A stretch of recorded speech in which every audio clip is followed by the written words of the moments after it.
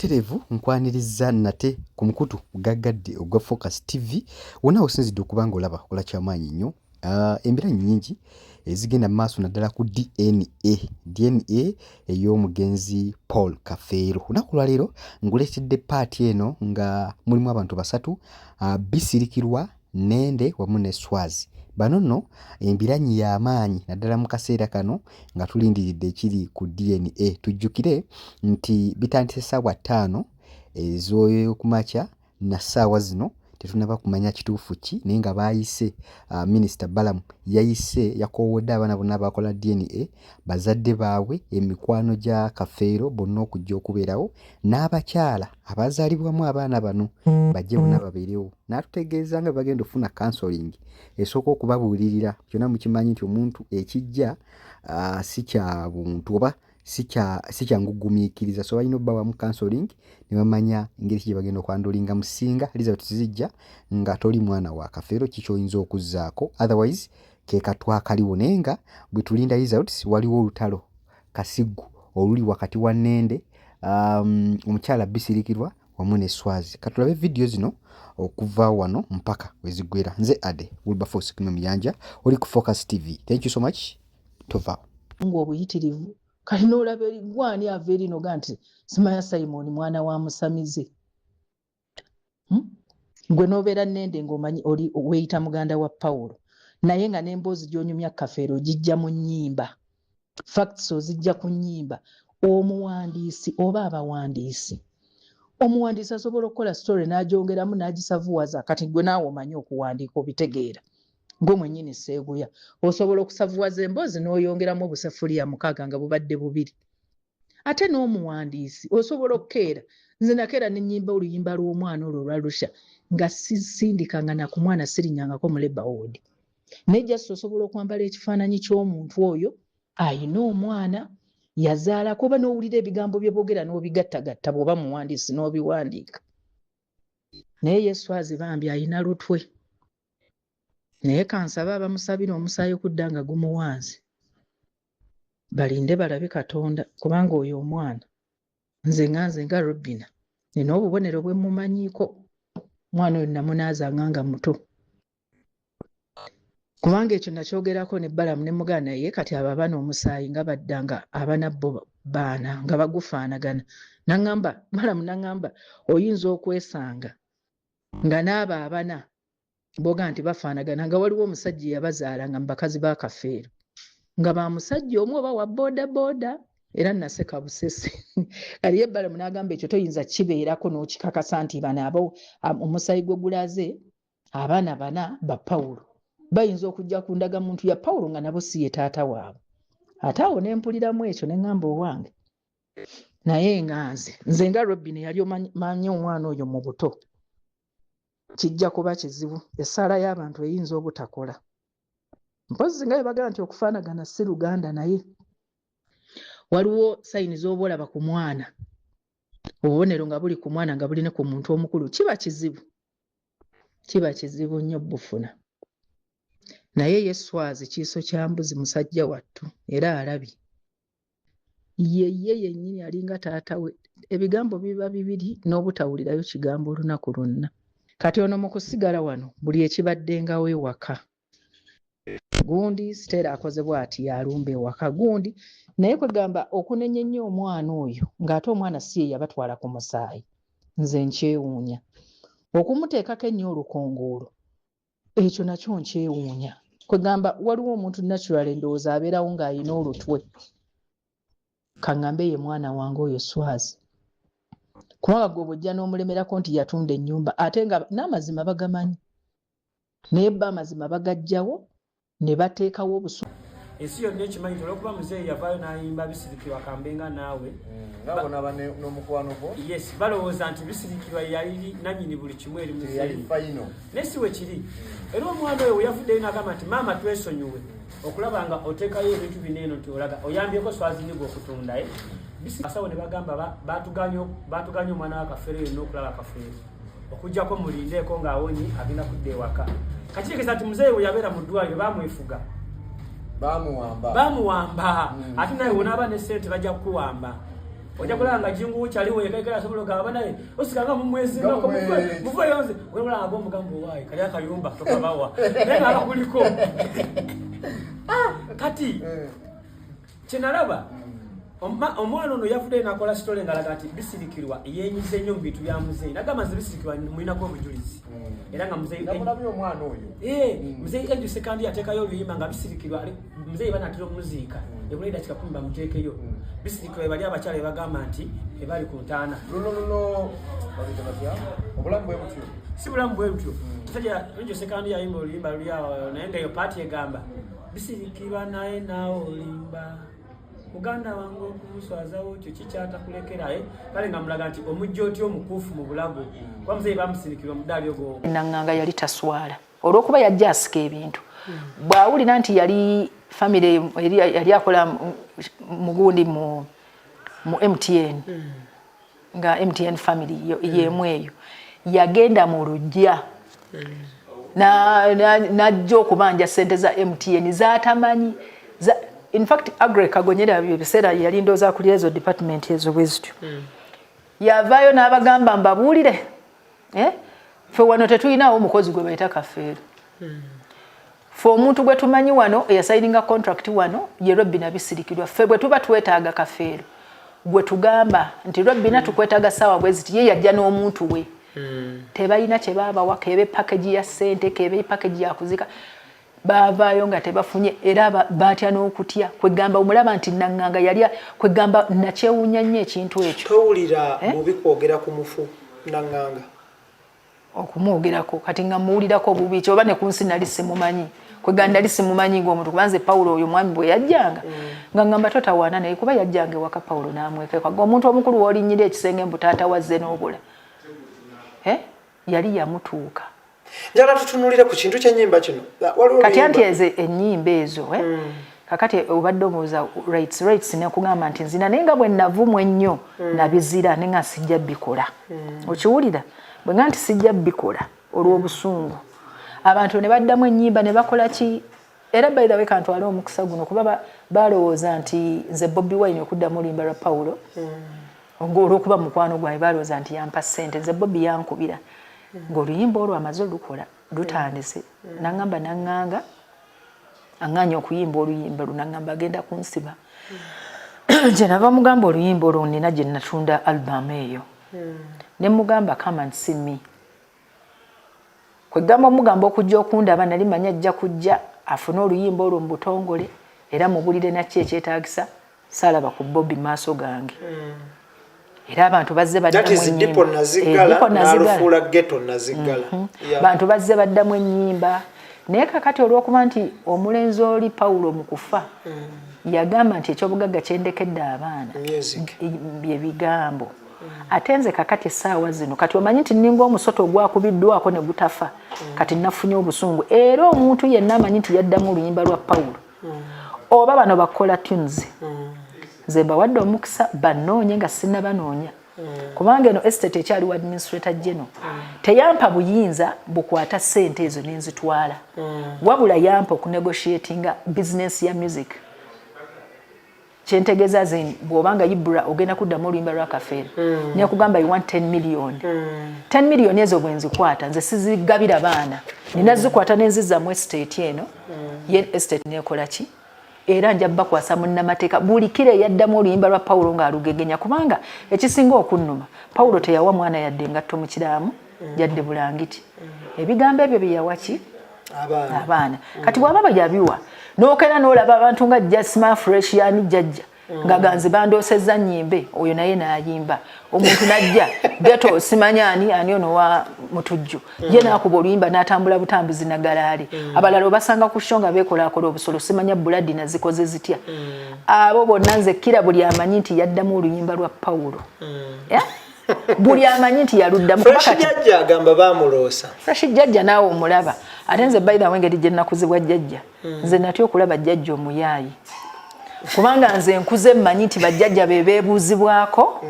nkuze mmanyi nti bw'oba n'ekintu kye weebuuza ogenda wajjajja naye natya okulaba jjajja omuyaaye natya okulaba jjajja omuyaaye ne ngamba bajjajja baba bayaaye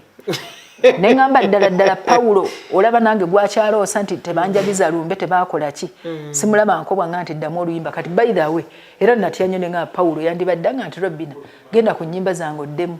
naye era Paulo bw'abazze mu kiti ekya music naddala nga ndi mwavu manyi omulotanga nga nina butono lwaki toyimba nakuwa endongo genda oyimba ofune ssente naye simulirangako nga ndoosanga nga nti damu ennyimba zange neŋŋamba bannaye akasajja kano kakaali kakwano kange nze ne katangabira ku luyimba mu tulo ne kalugabira fresh jjajja mu bantu bonna neŋŋamba naye kwegamba obalaba nga beerogoza ate n'olaba simanyi oyo yani ye bakkidde awo oyo ate yanyiiza omwana bwe yali nga amugambako omwana oyo by the way Swazi ali very polite yagamba nti naye munaye muzeeyi bakkiddeawo nga n'ekitiibwa kimuwadde wandizze n'otulaba bakkiddeawo teyaswala gamba mbu ate gwayogera olabika tolina mwana wa Kafeero nenga kati ono bakkiddeawo zanna leero yatandika ddi okuwawula mu baana ba Pawulo abali n'abatali nagenda okulaba ng'ali nakubali basayidi ya Naŋŋanga nga be bamuwaga kuba mwenna waliwo abali bagenda okunkolayiko interview ne babagamba temutawana kuleeta mukazi oyo mu kintu ekyo kuba nali neetegese omubuuza ti gwe bakkiddeawo gwe oli mwana wa Kafeero bw'ogamba Swazi nti talina kubuuza kwegangenza okulaba nga Pawulo bamufudde wa kulinnyirira ate music wa Pawulo ky'ekyobugagga kye yalekera abaana kati buli oba anyway sijja nakwogera nnyo kuba bo balinde mabaluwa gaabwe oyina point gy'oyogeddeko ey'ekiraamo nti bwe yalaamira abaana nti mbalekedde bigambo ebyo ebiri mu music eddaame lya Kafeero liriwa eddaame lya Kafeero mu kulaama kwe yakera ku makya n'agamba nti bayite Simon kuba ffe twali mu ddwaliro Simon najja Simon bw'atuuka omwana oyo alina ekiraamo era yajja naye omukozi mumuyita Kisanja Hilary kati nga bayingira Pawulo ng'atuula ng'akwata Simon ye mutabani w'omukulu ng'amuga nti Simon nkulaamira obusika bwange gw'ogenda okunzirira mu bigere ng'amuga Simon tovumanga abantu towayirizanga abantu tokonjeranga abantu obanga mwetoowaze obanga mukkakkamu n'amugamba nze sibadde nakyakitange mu bulamu bwange naye njagala ebigambo byendese mu ntambi gwe ne banno bibali ow'emyoyo kyekyobugagga kyembalekedde nange bwe yamala nga ngamba nti nabutono leeta akapapula nfuna akapapula ng'atuula ng'awandiika ebigambo ebyo nga bwe mbyogedde era bwe yabiwandiika ng'agamba Simon biki ng'agamba abaana bange sina kyembalekedde ekyobugagga kyembalekedde bye bigambo byendesewo bibali ow'omwoyo kakati ekiraamo kino teyakiteekako deeti naffe abaliwo tetwassaako mikono administrator general naga ekiraamo kino kisigale kuyamba bakikana kumanya musika naye mu mateeka tebakikkiriza kubanga tekiriiko deeti ate naffe abaliwo kati naffe abaliwo tusaasire munnammwe mumulaba ali mukadde akalaama ffe twandijjukidde ddi obudde nti ekiraamo kibaako deeti tumujjukize ye twandimugambye tutya nti teekako emikono naye nze kati awo nafuluma saamanya bigambo bye baddamu kwogera noone yakwata ekiraamo kati nze bwe butuuka ekiro ne mugamba naye Pawulo ekiraamo kye wakoze okijjukira nti ye ne mugamba olowooza waliwo alinzikiririzaamu nti toyina kyabugagga kyenava mubuuza toyina yadde essaati kati yalina katemba mungi nangamba essaati ezo oziraba ojja zigattagatta ofunemu ebikooyi ozambale ne mubuuza ate engatto nangamba kati nkubuulire ezo engatto zigenda okukolera sitayiro gye bayita bisirikirwa sitayiro ne mubuuza yeetya nti ekigere ekimu ekya lifuti ojjanga kwambala akakondoko ekirala oyambala engatto ya Pawulo ogende mu tawuni nangamba bannayuganda bakoppa bagenda kukoppa Kafeero sitayiro ne mugamba ne tusekere kyekiro twaseka nnyo kwegamba nga byayogera biri fane ne mugamba naye twaleeri ekyekiramu ne mugamba ebyobugagga nangamba ekyobugagga kyembadde nakyo ogenda kunziika nakyo yendongo ate endongo ebyobugagga byeyazaala byebigambo kati byendekedde abaana kubanga ono omunene ono bosi ye ngenda kusula naye paka era oyina okuteekayo endongo eyo bali bagitako stick gitayava nayo bweru kati waliwo ekidongo ekyali ewaka nga kikadde n'akingabira kati nange bwe nalaba enempya nakeera lumu ne nesulamu jjulume n'enjizira ne mugamba sikyajagala nanga tugende katwe nangulira eyange nangamba Robina bwe nfa nga tokyusanga mu ndongo eno onteekerangayo endongo n'onteekerako n'akayumba kubanga ye Pawulo yali tanaaba mazzi mabisi kati ng'atya nnyo enkuba omukuba era nga yakafa wiiki emu yaŋŋamba zuukuka enkuba ng'enkuba yakuloosa kati bwe natula ne muganda ye Pawulo nze wandekerako ku ssente ezinaakuzimbako awo era we natandikira okunoonya ssente kuba ekiraamo kye nali nkimanyi ekirooto ekyaddako awo nga wayiseewo ng'emyezi 2 yaŋŋamba nabutono zuukuka olabe bwenvunda kaakati obwongo ne bugenda mu ntaana nemulaba envunyu nga zitambula zikkirira bwe ziti nga ziyiika naŋŋamba olaba bwenvunda ekyo ekirooto natya in fact nalwalira wiiki nnamba nga sirya nga sinywa nga nsiiba nkaba nsula nkaba omanyi okulaba muvi n'olaba omuntu ng'avunda naye ng'envunyu zitambula zikkirira ziti ku ttaka naŋŋamba olabye bwenvunda natya nnyo yabaŋŋamba genda wa pasita osabe kola ki kwegamba era nga Pawulo bwenkugambye nti muzimu omuzibu nnyo by the way kuba nalina omukyala yali atunda mu bbaala awo naŋŋamba nti Robina bw'oddamu okuloota omusajja oyo suza amazzi mu kitanda wansi bw'omuloota ozuukuke omukongoolere mu mazzi ago omuvume omugambe nze toddangamu kumanyira biki naye nga nkikola maama nnyabo gwatabuka butabusi Pawulo obulamu bwe teyanvumako yanvumira mu bufu naddawo okwebaka eddakiika nga 3 mwago naŋŋamba nali nkuvumyeko ani yagambye onvuma otya ebigambo ebifaanana bwe bityo namboggolera bannange nazuukuka natya naddamu omuvumu ekirooto ekyaddako awo nga simanyi nti nina olubuto ye yasooka okundoosa naŋŋamba nti olina olubuto kati mutulo nenkola bwe naŋŋamba ono bbiya nze naye simanyi nti ndi lubuto bwe luweza emyezi 4 naddamu nambuuza nti ani nanyini lubuto olwo ne munyumiza musajja bw'ati ne bw'ati naŋŋamba omponyeza okuswala nassa ekikkoowe naŋŋamba dde mmanyi omukubakwano bange naŋŋamba kale beera bulungi kaakati awo nga ndi lubuto lwa myezi 6 simanyi kyambako simanyi kyenyinza kukunyumiza nazuukuka mu buliri zaali ssaawa 5 nentuula kati bwentuula neŋŋamba enkuba netandika okutonnya enkuba bwetandika okutonnya neŋŋamba kale Pawulo yafa nentandika okukaaba kati bwentandika okukaaba tuno ne tuntwalira mu ntebe nebaka kati mba nebase najja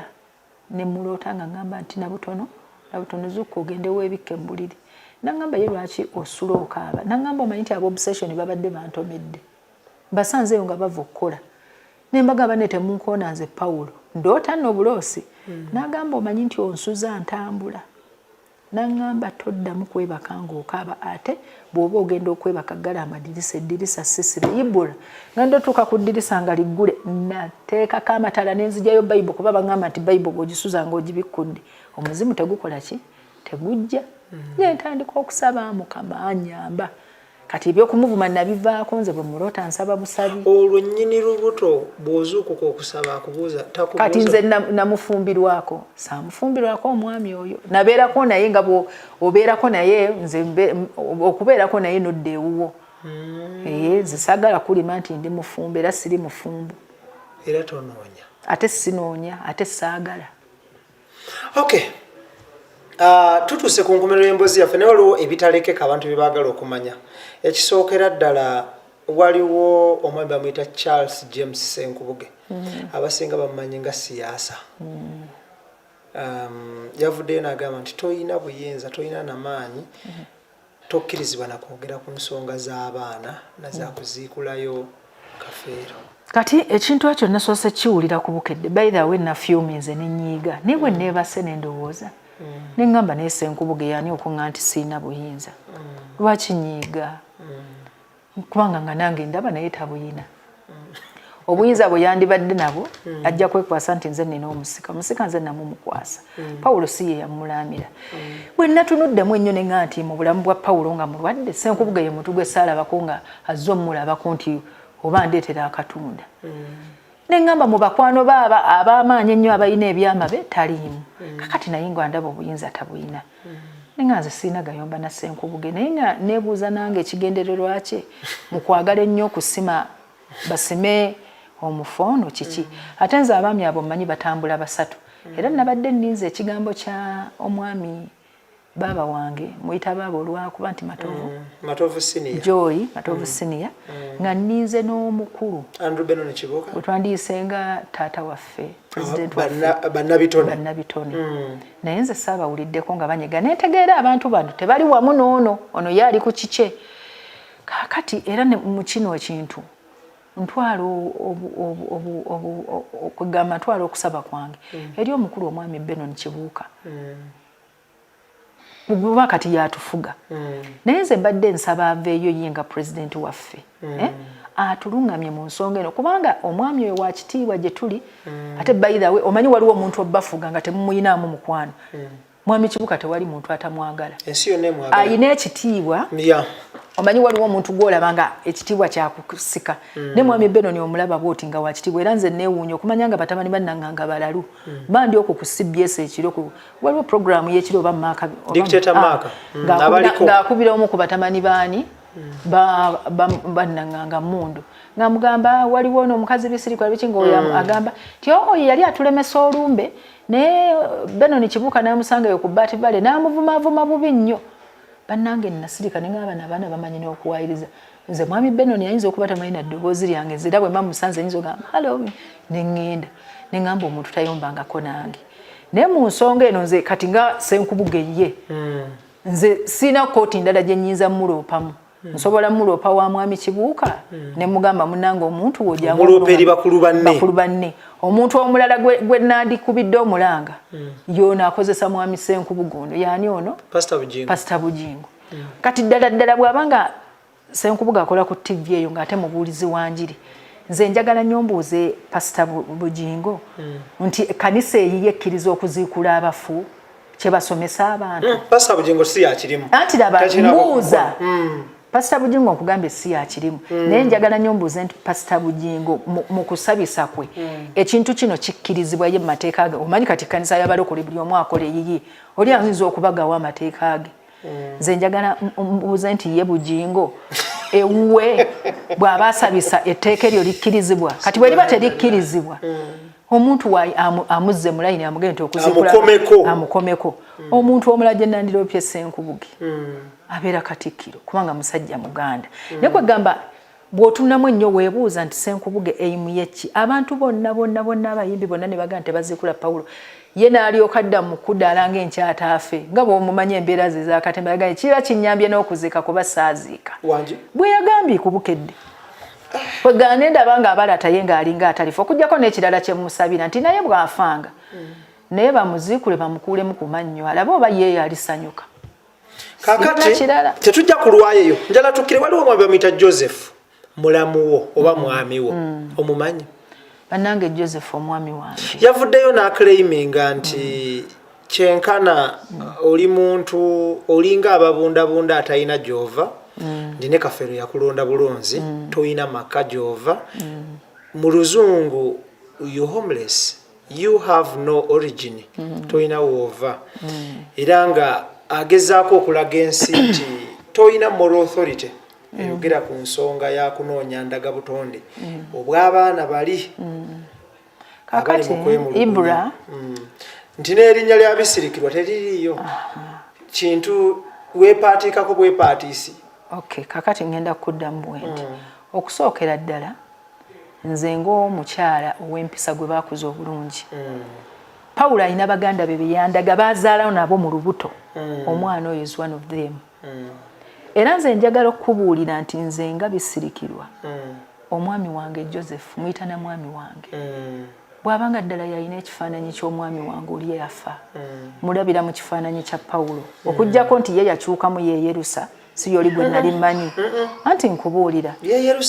Yerusa naye nga nze mumanyi mukongo simanyi ate alabika akozesa buno obuzigo obwalayisi oba mu 200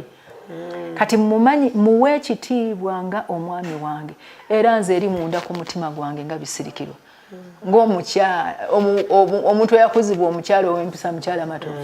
nze sobola kuvuma mwami wange kubanga nze mmanyi nti Joseph obwo busungu asonda busonde kakati bana abantu talina busungu asonda busonde abusonda busonzi kubanga bana abantu bannanganga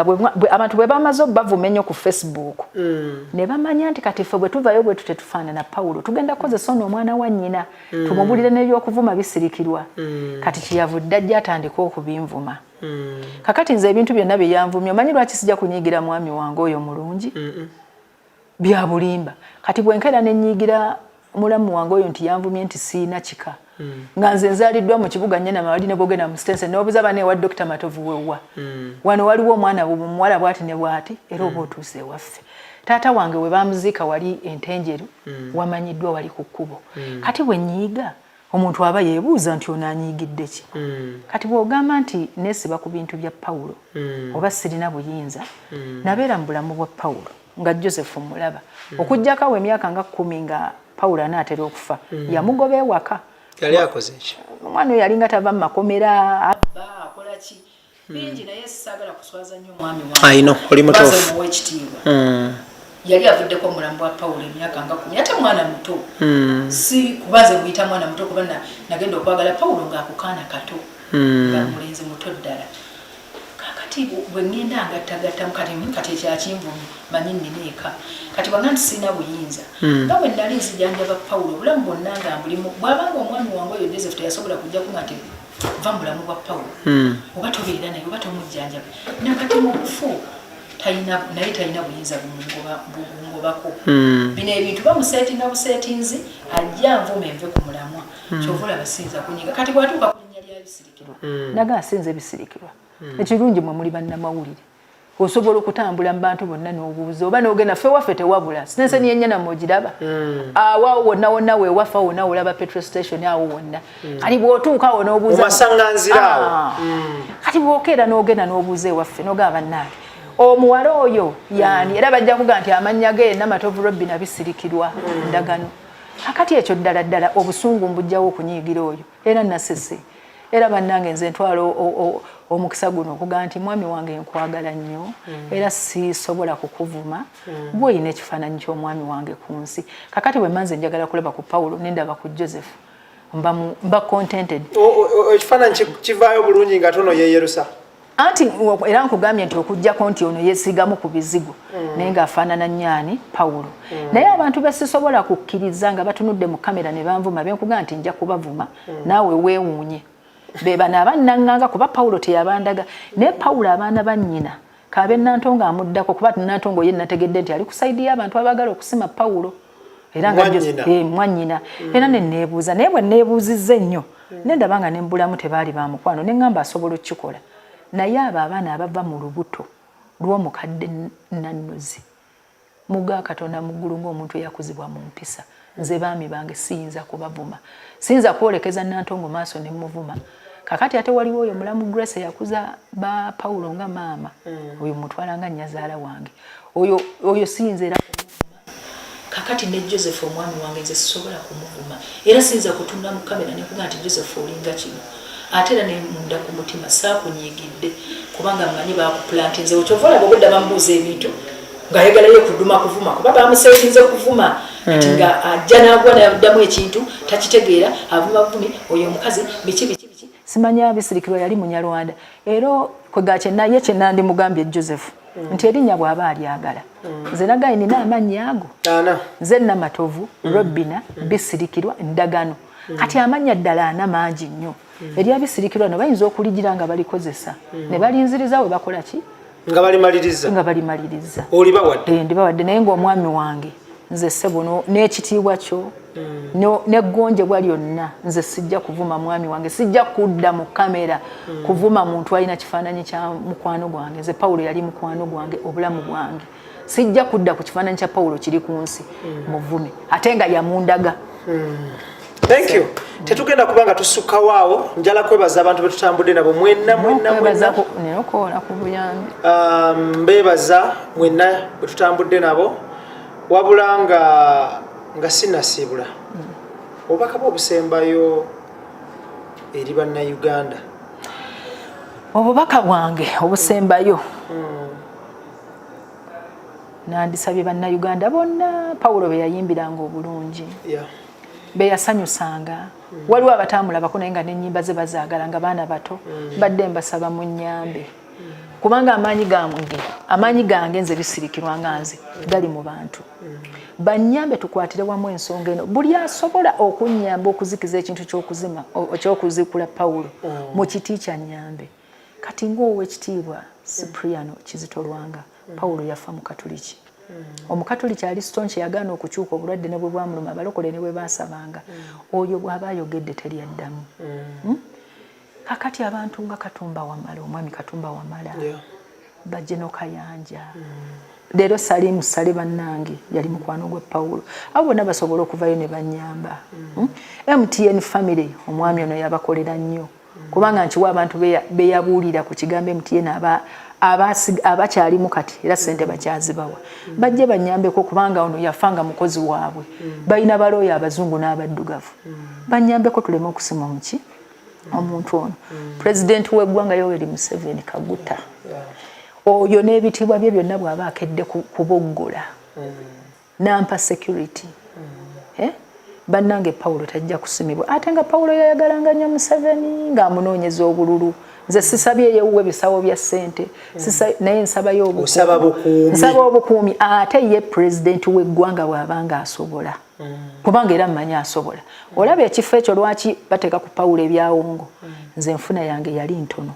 singa mba nfunye obuyambi bw'essente n'engenda nzimba akayumba ako nga kagumu nenkateekako oluggi olugumu nensibawo ekikomera nenteekako geeti empanvu ekoma eri nenteekawo omukuumi bano abayingirayo tebajja kuyingirayo lwa nsonga waliwo lwe bakubira nga bataddeko embuga ennene era omwana oyo Nagawa yagenda n'agamba ono taata wange kanzikole ki kanziggyeko banne buli omu asobola w'ekitiibwa Katikkiro Paulo kwegamba yabeererawo nnyo Buganda ate n'ekirala ntwala obuvunaanyizibwa buno okugamba abantu nze sinnagambako nti Kafeero yali Munyarwanda saagala munyiige Abaganda saagala banyiige weewaawo n'Abanyarwanda era bantu era Paulo bw'abanga yali Munyarwanda that is okay kubanga liba ggwanga naye nze nabagambye nti Paulo yaŋŋamba nti naŋŋanga yamulangiranga nti sikuzaala maama we yakuzaala musajja muki Munyarwanda kati omuntu alina okuddamu ekibuuzo ekyo ye naŋŋanga ataliwo eyakirangiranga Paulo ate abasajja beegaana abaana olumu nga babeegaanye lwa butayagala kubawa buvunaanyizibwa olumu ayinza okuba yamwegaananga nga ddala kituufu naye nze sirina buyinza buga nti Paulo yali Munyarwanda kuba sinze nali muzaala nze nabanyumirizza kye yagamba ku subscribinga ku Focus TV bingi